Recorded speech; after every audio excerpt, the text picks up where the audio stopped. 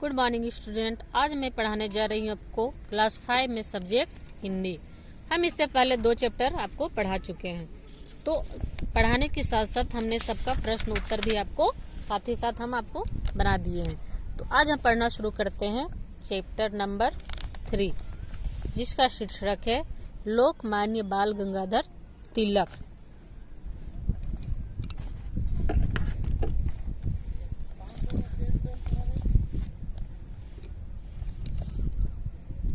बाल गंगाधर तिलक भारत के महान स्वतंत्रता सेनानियों में से एक थे। बच्चों, आप लोग बाल गंगाधर तिलक का नाम तो सुने होंगे। वे भारत के महान स्वतंत्रता सेनानी थे। वे निडरता, राष्ट्रभक्ति, लोक सेवा तथा त्याग के गुणों से ओतप्रोत एवं महान व्यक्ति थे। उनका स्वयं का नाम तो बाल था, उनके पिता का नाम गंगाधर था।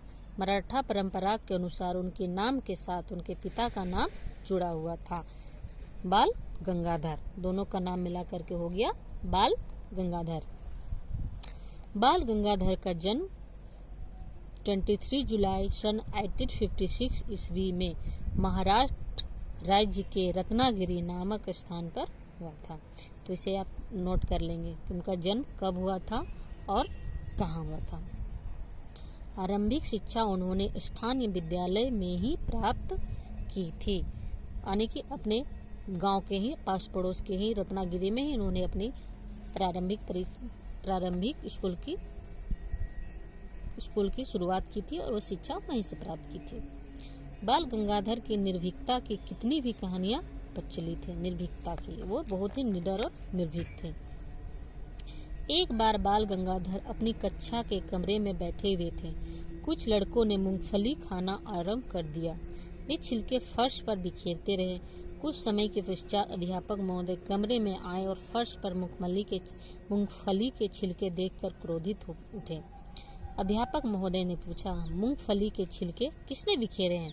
सभी विद्यार्थी चुप रहे।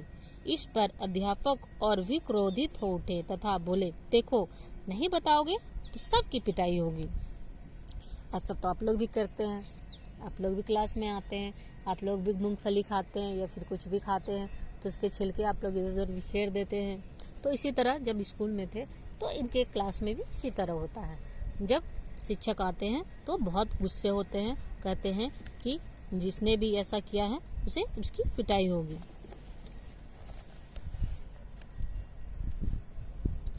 यह सुनकर बाल गंगाधर एकदम बोल उठे, गुरुजी, जब मैंने मूंगफली नहीं खाई तो आप मुझे क्यों पीटेंगे? यह सुनकर अध्यापक महोदय मुस्कुराने लगे। उन्होंने कहा, बाल गंगाधर को थपकी देते हुए कहा, बाल, तुम अवश्य एक दिन महान व्यक्ति बनोगे। जब वो ऐसा कहते हैं तो उनके शिक्षक कहते हैं कि एक दिन तुम जरूर बहुत बड़े आदमी बनोगे, क्योंकि उन्होंने गलती नहीं की थी। और जब गलती नहीं की थी तो वो पिटाई क्यों खाएंगे? क्योंकि उन्होंने मूंगफली नहीं खाई थी। कुछ बच्चों ने खाए थे, लेकिन फिर भी कोई वहाँ पे खड़े होके नहीं बोल रहा था कि मैंने खाई है।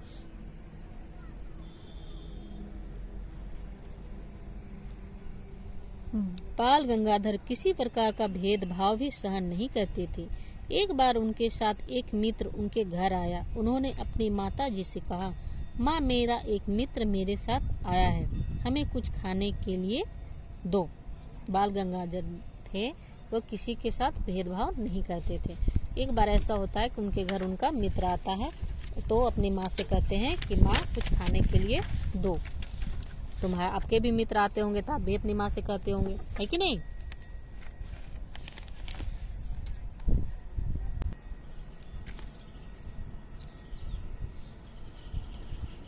माँ 2 प्लेटों में एक एक लड्डू रखकर दोनों के लिए लाई। संयोगवश जो प्लेट बाल गंगाधर के सामने माँ ने रखी, उसमें रखा लड्डू बड़ा था। बाल गंगाधर एकदम बोल उठे, माँ, यह भेदभाव क्यों?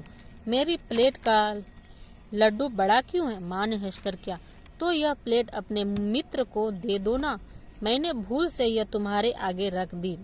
उसकी माँ जब लड्डू देती है तो 2 प्लेट था, लेकिन एक प्लेट का लड्डू बड़ा था और संयोग बस ऐसा हुआ कि जिस प्लेट का लड्डू बड़ा था, माँ ने वो प्लेट बाल गंगाधर को दी। तो वे बोल उठे कि ऐसा भेदभाव क्यों कर रही हो? मुझे बड़ा दे रही हो और मेरे दोस्त को छोटा दे रही हो। तो उसकी माँ कहती है कि तुम्हें जो प्लेट में लेना है वही प्लेट तुम ले लो। माँ का उत्तर सुनकर वे बहुत प्रसन्न हो गए थे। अब आगे बढ़ते हैं। बीए उत्तीर्ण करने के पश्चात बाल गंगाधर कानून की शिक्षा प्राप्त करने लगे। उन्होंने LLB की परीक्षा उत्तीर्ण की। इन्हीं दिनों स्वतंत्रता के लिए संघर्ष कर रहे नेताओं के संपर्क में आ गए तथा देश सेवा में जुट गए।